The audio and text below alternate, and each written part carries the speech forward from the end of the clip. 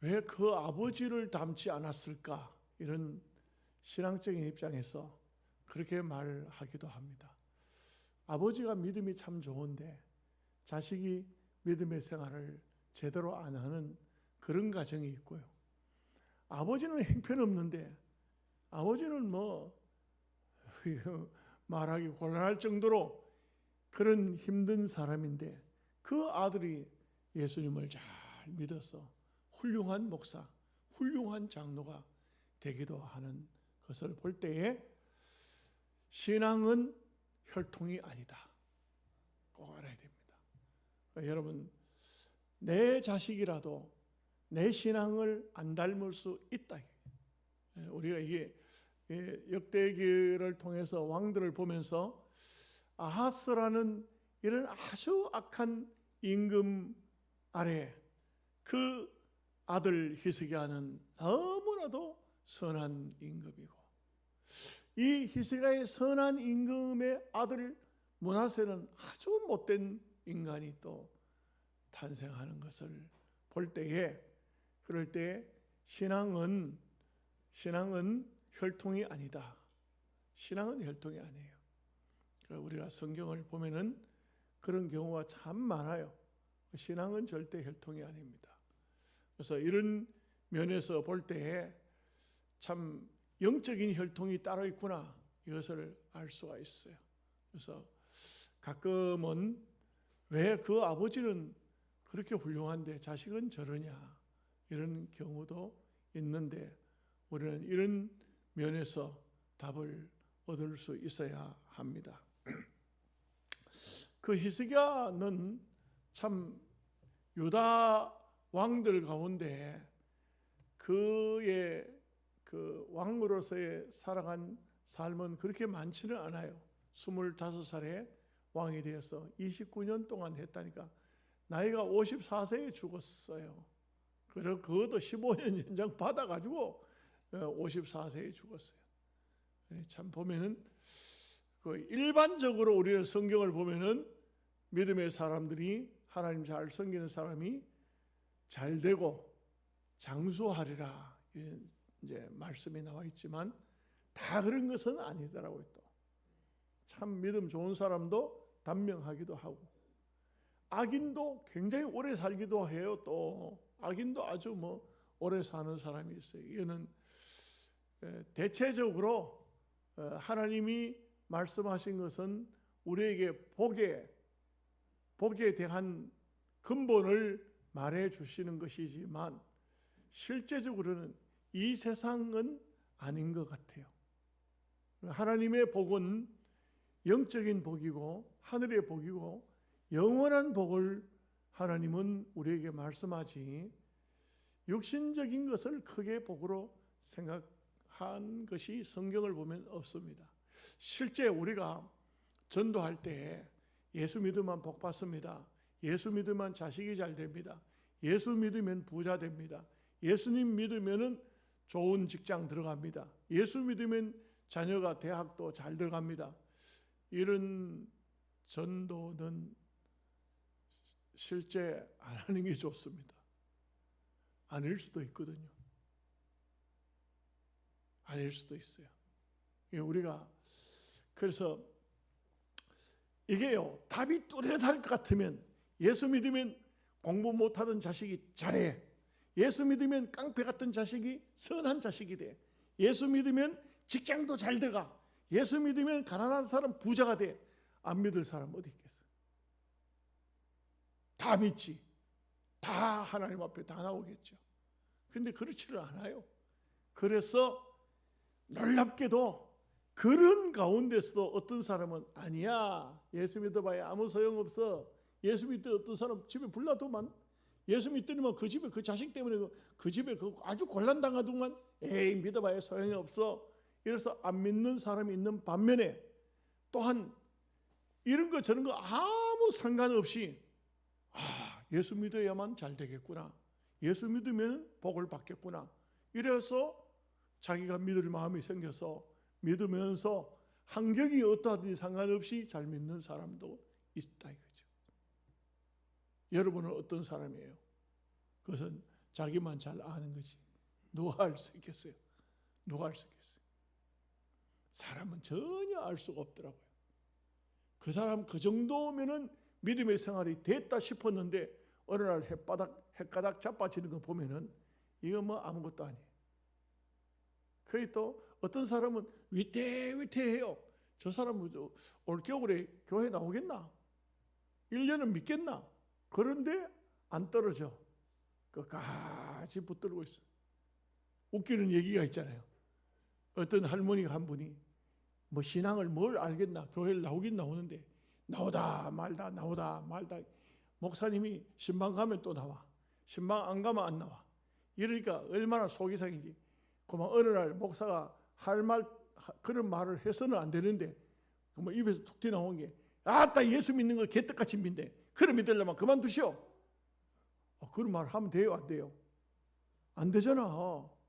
이 실수를 해도 보통 실수를 한 게 아니에요. 근데 그 할머니가 뭐라 하냐면은 내가 믿기는 개떡같이 믿어도 그만둘 수는 없습니다. 야, 참 신기한 거지.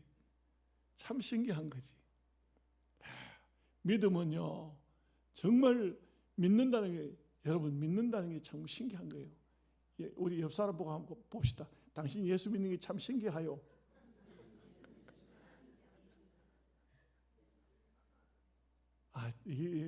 저는 볼 때 그래요. 제가 볼 때 저 사람이 그래도 예수 믿네. 저 사람 저렇게 힘들어도 그래도 예수 믿네.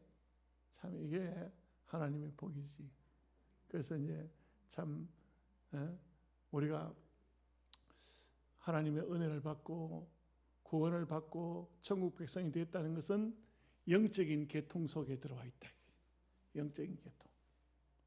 내 아들이라도 내 부모라도 영적인 계통이 안 들어오면 소용이 없어요. 영적인 계통이 들어와 있다. 오늘 히스기야는요, 여러분 보십시오. 다윗에 대한 성경의 기록이 역대기에 18장, 솔로몬에 대한 기록이 9장, 그리고 세 번째가 누구인지 아세요? 히스기야예요. 넉 장. 29년 왕으로 있었지만 54세까지밖에 못 살았지만 그래도 어쩌면은 역대기 속에 기록된 인물들 중에 그 사역을 보면은 세 번째 손가락 안에 들어간다 이거죠. 세 번째 손가락 안에 들어간다. 꼭 뭐 행사가 많이 했다고 믿음 좋은 사람은 아니지만 그러나 히스기야를 보면 정말 믿음이 좋은 사람이에요. 훌륭한 사람입니다. 자, 이제 말씀을 우리 한번 보도록 하시겠습니다. 1절 말씀 다 같이 읽겠습니다. 히스기야가 왕위에 오를 때에 나이가 25세라 예루살렘에서 29년 동안 다스리니라. 그의 어머니의 이름은 아비야요 스가랴의 딸이더라. 이런 모습을 보면 그 아버지는 참 형편없는 사람이지만 그래도 부인도 잘 얻었어요. 아비야라는 부인인데 스가랴라는 이름은요, 그 보면은 아무나 사용 안 해요. 대부분 선지자, 제사장 이런 사람들이 그 스가랴 계통에서 스가랴가 많이 나와요. 이 가정이 아주 부인도 잘 얻었고 어머니도 훌륭한 분이고 어머니가 아주 보면은 스가랴의 딸이었다 이렇게 이제 말하고 있잖아요. 이 계통이 처갓집 계통도 참 좋은 것 같아요. 그래서 아주 무난한 가정이었다 이렇게 볼 수 있습니다. 2절 말씀 보겠습니다. 히스기야가 그의 조상 다윗의 모든 행실과 같이 여호와 보시기에 정직하게 행하여, 늘 나오지만 늘 나오는 얘기지만 정직하다고 해서 천당 들어가고 부정직하다고 지옥 가고 이런 게 아니에요. 믿음의 사람이면 정직하더라. 믿음의 사람이면 정직하게 살려고 노력하고 애쓰고 부족한 게 있어도 그 사람은 정직한 사람이야 이렇게 말해줘요. 성경이 그렇게 말해주고 있어요. 그러니까 이것은 결국은 하나님의 사람이라겠죠.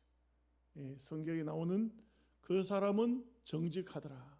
정직하다는 사람은 정직한 사람 죄 안 짓나요? 죄 지어요. 죄 지으면 지은 대로, 다윗은 죄 안 지었나요? 죄 지으면 지은 대로 회개하고 믿음으로 사는 이런 사람이 정직한 사람이다. 여러분, 정직한 사람이 되시기를 바랍니다. 우리가 땅 위에 사는 동안 죄를 안 짓는 사람이 될 수는 없어요.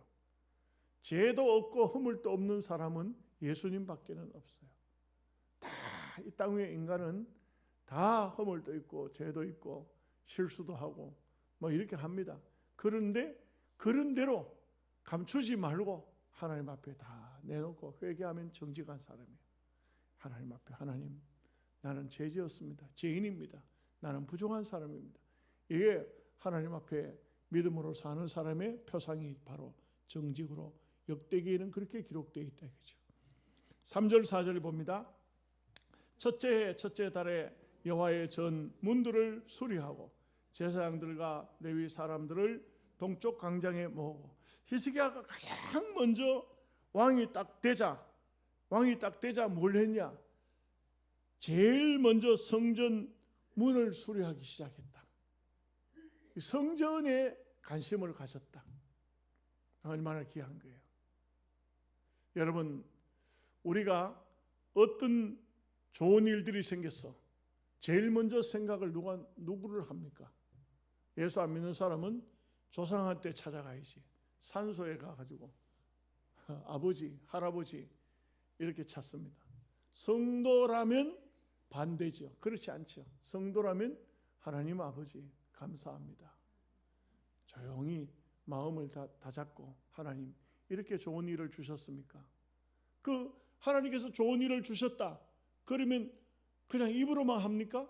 제일 먼저 준비하는 게 뭡니까?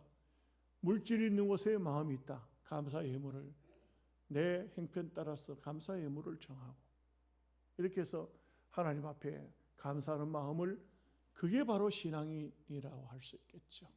그래서 히스기야는 왕이 딱 되자 제일 먼저 성전으로 눈을 돌린 것을 볼 수 있습니다. 그래가지고는 레위인들, 제사장들 다 모았어요.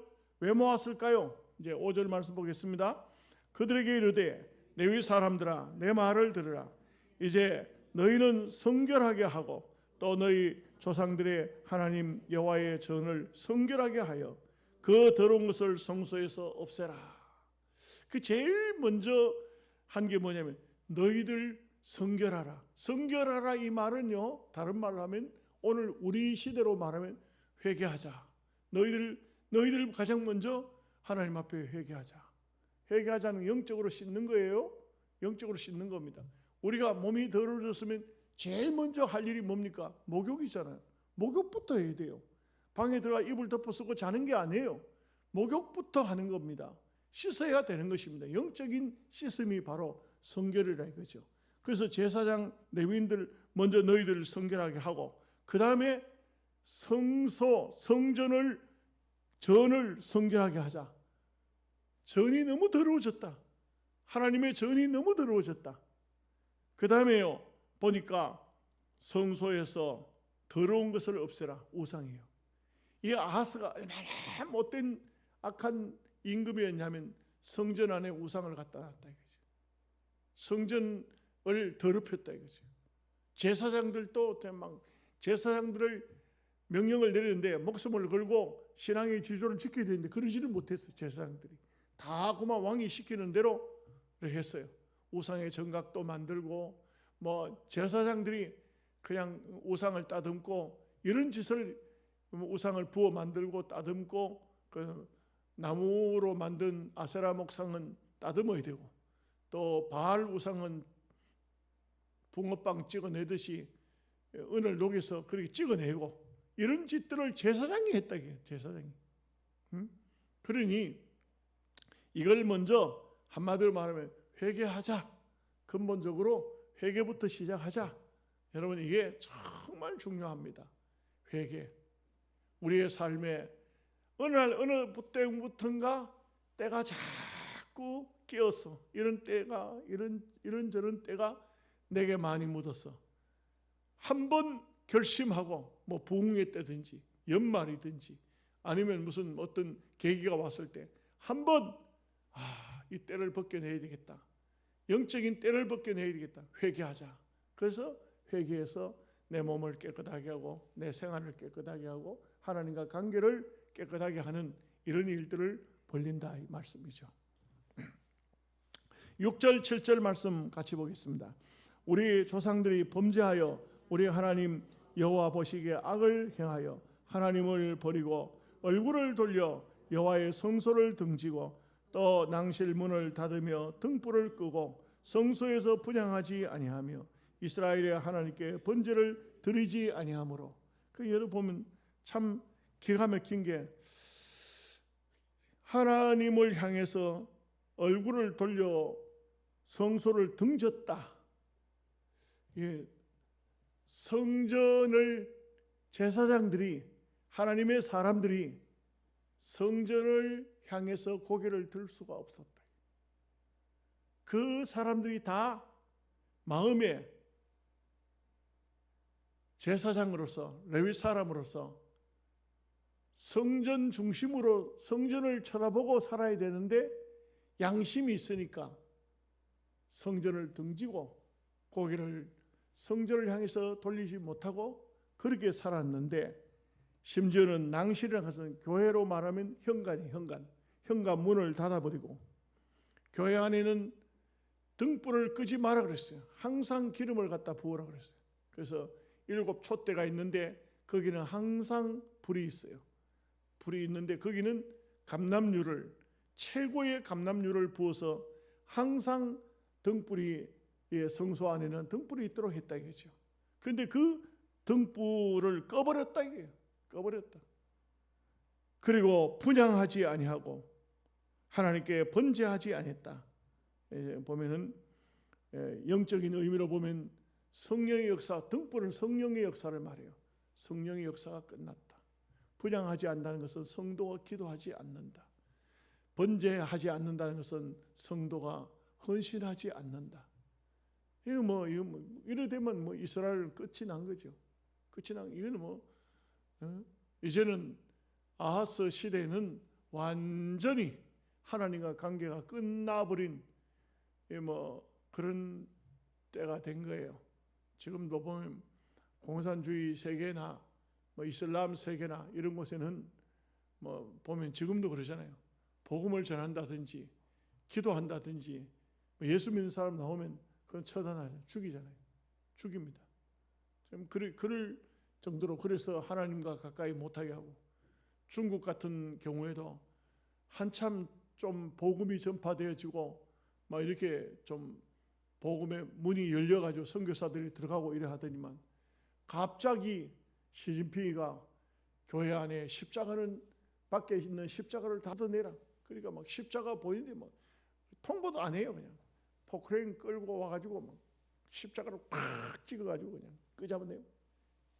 끌어내. 교회마다 십자가가 보이는 게 없어요. 예. 어디서부터 시작됐냐? 우한에서부터 시작됐대. 우한에 코로나가 터졌는데 우한에서부터 십자가를 뜯기 시작했다. 이게 중국 선교사들의 보고에 의하면은, 그러고 난 다음에 중국에서 선교사들을 추방하기 시작했어요. 추방하기 시작하고 러시아에서 그 다음에 스탄들, 우즈베키스탄, 키르기스탄 다 선교사들 다 추방. 막 공산주의 세계 속에서 어느 정도 자유의 물결이 들어가다가 말고 갑자기 또 복음이 완전히 막히기 시작했어요. 8절 9절 말씀 보겠습니다. 여호와께서 유다와 예루살렘에 진노하시고 내버리사 두려움과 놀램과 비웃음거리가 되게 하신 것을 너희가 똑똑히 보는 바라. 이로 말미암아 우리의 조상들이 칼에 엎드러지며 우리의 자녀와 아내들이 사로잡혔느니라. 그 앞에 아하스 때 일어났던 일을 다시 이야기해요. 자기 아버지가 한 일이지만 그냥 조상들이라고 말하고 있어요. 너무 창피하잖아요. 그래도 또 자기가 암만 아버지가 악한 사람이라 할지라도 그 아들이 아버지 이름을 막 직선적으로 그렇게 돌직구 날리듯이 하지는 못하잖아요.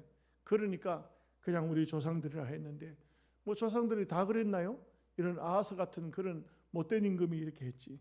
얼마나 세상 사람들에게 온 블레셋 사람들이 쳐들어와 가지고 땅을 다 차지하고 북쪽 이스라엘에서 에브라임 자손들이 들어와가지고 그냥 사람 다 잡아가고, 이게 뭐 모압 사람들, 이게 뭐 나라가 꼴이 말이 아닌 거예요. 그야말로 막 나라가 형편없는 나라가 되어버렸다 이래요. 아수르도 들어와가지고 얼마나 유다 백성을 괴롭혔습니까? 힘들게 했습니까? 그래서 결국은 조공 바치고 성전 기둥에 입혀놓은 금까지 다 뜯어다 갖다 바치고 이런 짓을 했다 이거죠. 왜? 하나님을 안 섬기니까 하나님께서 하나도 돌봐주시지 않은 것이에요. 이게 바로 이런 재앙이 벌어졌다는 것이죠. 10절 11절 말씀 보겠습니다. 이제 이스라엘의 하나님 여호와와 더불어 언약을 세워 그 맹렬한 노를 우리에게서 떠나게 할 마음이 내게 있노니 내 아들들아 이제는 게으르지 말라. 여호와께서 이미 너희를 택하사 그 앞에 서서 수종들어 너희 그를 섬기며 분향하게 하셨느니라. 이게 참 히스기야는 마음이 벌써 아마 이게요. 이제 25살의 왕이 됐고 제사장들은 나이가 25살만 된 제사장이 잘 있겠습니까? 대체적으로 레위인들은 뭐 어린 사람도 있고 하지만 제사장이 된 사람들은 그래도 나름대로 보통 보면은 30세가 돼야 정식적으로 제사장이 되기도 해요. 그런데 25살이잖아요. 히스기야는 지금 시작할 때가. 그런데 내 아들들아, 이게 뭘 말해주고 있습니까? 이게 나이를 따지는 것이 아니고 벌써 아마 이분은 왕이 아니라 백성의 아버지의 마음을 가지고 있다는 것이죠. 백성의 아버지의 마음을 가지고 있다. 그 교회도 그렇잖아요. 장로님이 되셨다. 장로님보다 나이 많은 분들이 훨씬 더 많을 수 있어요. 그런데 영적으로는 내 아들들아, 이렇게 이제 영적으로는 내 자녀를 대하듯이, 이 영적으로 해석해야 됩니다. 이럴 때에 그 부모의 마음, 너그러운 마음, 푸근한 마음, 사랑하는 자녀들을 대하는 아비의 마음, 이게 바로 오늘 히스기야의 마음이다 이거죠. 그래서 이제는 더 이상 세상 사람에게 조롱당하고 그 힘없는, 아무 힘도 쓰지 못하고 맨날 그냥 적들에게 째진바탕이 되는 이런 것에서 이제 끊어버리고 하나님 앞에 성결하게 살고자 하는 마음이 있다. 내 아들들아, 너희들이 좀 앞장서야 안 되겠느냐. 지금 누구를 보고 말하고 있어요? 레위인들, 제사장들 동문 앞에다 다 모아놓고 지금 하고 있는 얘기예요. 그랬더니 이제 어떻게 되느냐? 12절부터 14절까지 한번 읽어보겠습니다. 이에 레위 사람들이 일어나니 곧 그하스의 자손 중 아마세의 아들 마핫과 아사라의 아들 요엘과 머라리의 자손 중 압디의 아들 기스와 여할랄레의 아들 아사라와 게르솜 사람 중에 심마의 아들 요아와 요아의 아들 에덴과 엘리사반의 자손 중 머라리와 여우엘과 아삽의 자손 중 스가랴와 마따냐와 헤만의 자손 중 여우엘과 시므이와 여두둔의 자손 중 스마이와 우시엘이라. 이 사람들이 막 이 레위인의 지도자들이라. 이 지도자들이 마음에 감동을 크게 받은 거예요. 감동을 받고, 이제 우리 왕이 정말 우리를 신앙으로 이끌려고 하는구나. 그래, 이럴 때 우리가 왕을 도와야 안 되겠느냐. 지도자들이 전부 일어났다 이 말이에요. 지도자들의 마음이 전부 일어났다 이거죠. 자, 15절 16절 말씀 보겠습니다. 그들의 형제들을 모아 성결하게 하고 들어가서 왕이 여호와의 말씀대로 명령한 것을 따라 여호와의 전을 깨끗하게 할세. 제사장들도 여호와의 전 안에 들어가서 깨끗하게 하여 여호와의 전에 있는 모든 더러운 것을 끌어내어 여호와의 전뜰에 이름에 레위 사람들이 받아 바깥 기드론 시내로 가져갔더라. 기드론 시내를 왜 가져갔어요? 기드론 시내는 바로 앞에서 봤던 것처럼 거기는 몰록의 신이 있는 장소예요. 그 흰놈의 골짜기라고, 지옥의 골짜기를 표상하고 있어요. 쓰레기장이 있는 장소예요. 왜? 그 성전 안에 있던 모든 우상들을 다 끌어내 가지고 그곳에 갖다 놓고 불살라버렸대. 불살라버렸어. 아무것도 아니에요. 이 우상들 다 그냥 성전 안에 희한한 거 다 우상들. 여러분 무당집 청소해 봤습니까? 무당집. 네, 예수 안 믿는 사람들, 뭐 또 무당 섬기는, 귀신 섬기는 사람들 집안에 뭐 별의별 게 다 있죠. 끌어내면 막 엄청나게 많죠. 그거 쓸 거 아무것도 없어요. 전부 갖다 불질러요. 요즘에 이제 산불 때문에 함부로 불 지르지도 못하지만 유다인들은 그걸 다 가져다가 갖다 불질러 버린다 이거죠. 자, 17절 18절 말씀 보겠습니다.